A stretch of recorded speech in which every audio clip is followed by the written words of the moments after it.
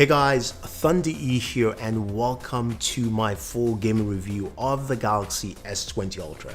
Now I know you guys have been waiting for this video and I've tried to include as many games as I could into this video. So we're talking about the S20 Ultra, Samsung's latest flagship. It retails for $1,400 and this device comes with a myriad of specs. So we know it has a Snapdragon 865 processor, which means better gaming performance for us. It can come with either 12 or 16 gigabytes of RAM, and you've got UFS 3.0 storage, so which means your games are read pretty fast. Now, going back to that RAM, it's got a feature that I really like. It's one of the first features I want to talk about because a lot of people aren't talking about this. This is the ability to dock 5 applications into your RAM storage. So what this simply means is that, hey, you can pick any application you want. In our case here, it's all about games. So we select the games we want and we lock those games in. So even if we clear our memory storage or we drop our phone tonight and wake up the next day, we still jump back into the game directly. There's no loading. It's a really quick process. You might have to connect to the server, but the game is still there in the background. And that is absolutely fantastic. It is great if you are a gamer or gaming focused and you want to quickly jump into your Call of Duty, your PUBG, or whatever game you're playing. This is a great feature that I think works really well. Now, the other thing about the S20 Ultra is that it has a 6.9-inch display. It is a 120 hertz display, and that is at 1080p. Now, what does 120 hertz mean for gaming, and what's the key feature there? It means that, look, when you're browsing around just around the phone or on Twitter or something like that, you can see the fluid motion. So which means animations are much smoother and much more streamlined on screen. So you're playing your games, they look and feel really smooth. But what I like the most is the 240 hertz touch sampling. That for me is a really key feature because when you're actually using the controls of, say, Call of Duty Mobile is what I play the most, that feels really solid. It feels like you're actually using controls. Your fingers glide really well on the screen and it doesn't feel sticky. That 240 hertz touch sampling is really nice, and it's great for your FPS shooters or games like that really require that kind of quick movement. So that part is great, but the other thing you guys didn't realize is that this device also supports 120 frames per second. So there's some games that support that. Not every single Android game does. And some of those games also need to be updated to work with either the processor or this device. Now, games like Cover Fire, Injustice 2, and Shadow Fight 3 support go up to 120 frames per second. So let's take a look at some of those games quickly.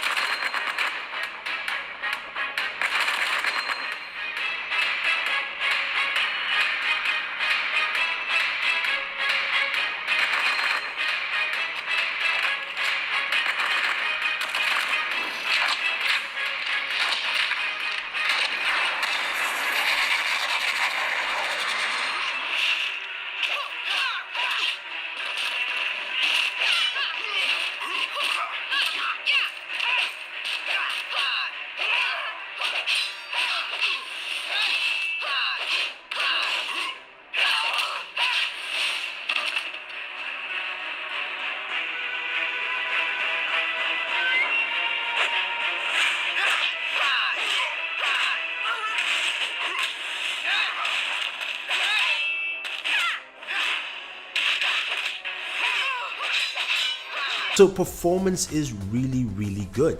I like that. Now, a lot of the games we're going to showcase are either capped at 60 frames per second, but the 120 hertz display still, it works really well here.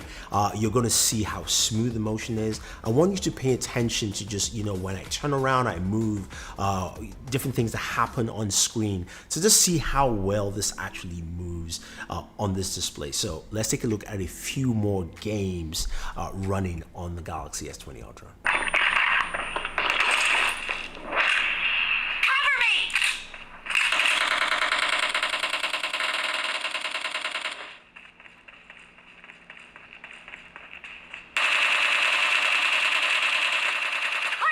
Reloading!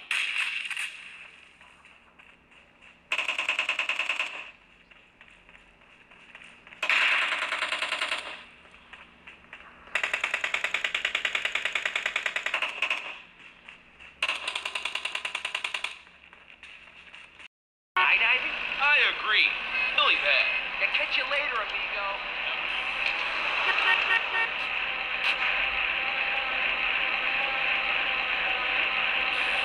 You're just a liability, CJ. You messed up.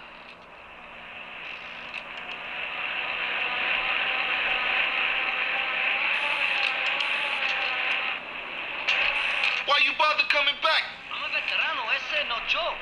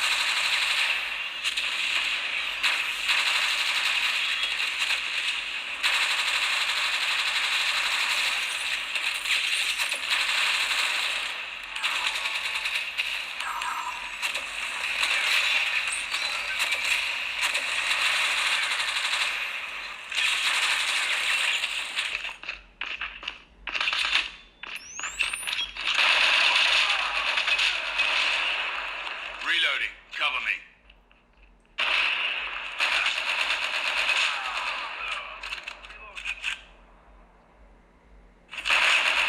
UAV recon standing by. Repeat, UAV recon standing by.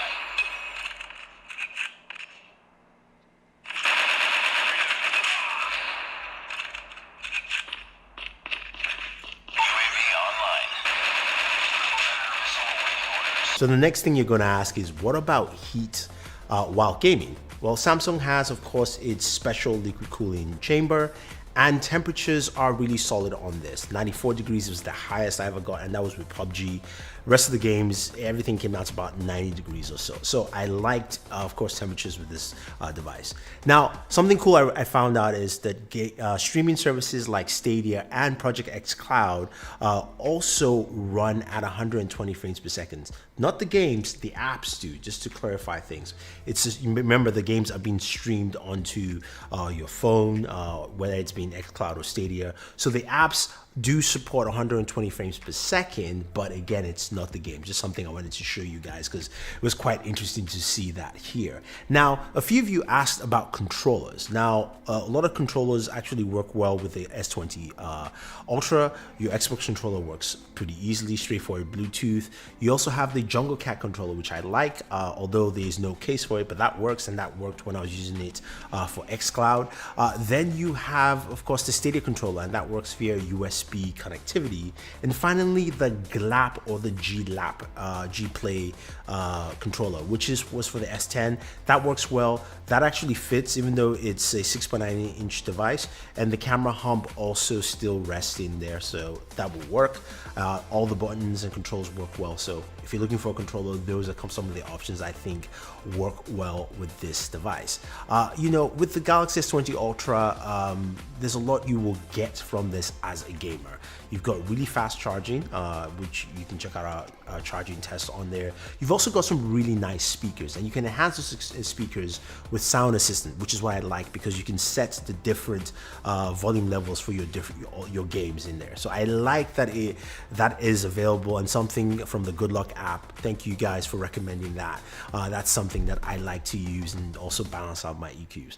There's a lot I like in this device. There's some things I don't like as well, gaming wise. I want them to fix the game center, give me more functionality in there. I also want them to make the display settings easier, so you don't have to go to 2 locations to change from 1080p to 2K, and also go out and go to different sections to change from 60 Hz to 120. Make it seamless, and also give me the option to just stay at 120 2K resolution. Now, some of you ask, what about battery life with this? Well, I would say it was good. I got a good battery life gaming and having 120 Hz. I would say you will have no problem at least running your device. If you game medium amount of gaming, you probably get about 12 hours of battery life.